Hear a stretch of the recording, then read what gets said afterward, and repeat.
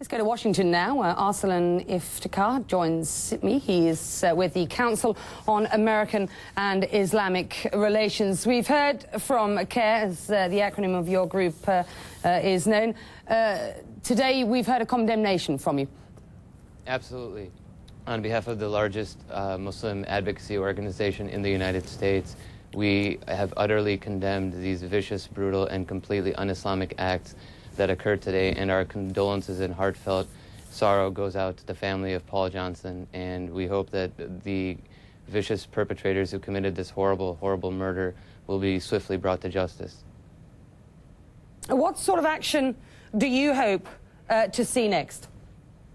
Well, I think my own opinion is that the execution and kidnapping of Paul Johnson was due, in fact, to the attempts of destabilizing the Saudi royal family, and I hope that Saudi royal police forces and the Saudi army will help crack down on these terrorists who are committing egregious criminal acts and completely and without any merit in the name of Islam. And we, as the largest American Muslim organization, completely denounce and distance ourselves from the acts of these criminals. These are irreligious acts, and they cannot be justified by any civilized living human being.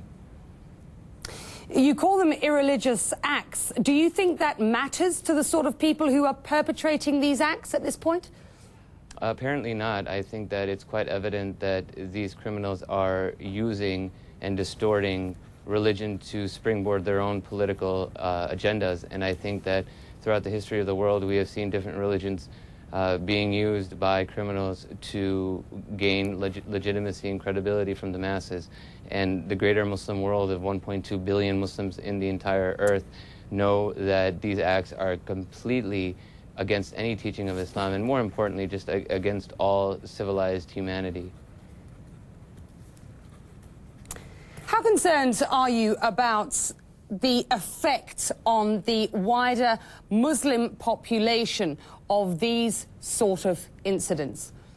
Well, unfortunately, in the post-September 11th world that we live in, especially here in the United States, the American Muslim and Arab community have experienced a great deal of backlash against their communities because of September 11th and subsequent events after that. And unfortunately, we've seen peaks and valleys where, you know, watershed events like this do increase quite dramatically the level of anti-Muslim hatred and rhetoric in these countries and societies, and all that we can do as law-abiding people is to reach out to our fellow countrymen and let them know. We're going to have to leave it there. We thank you very much indeed for joining us. Thank you. Okay,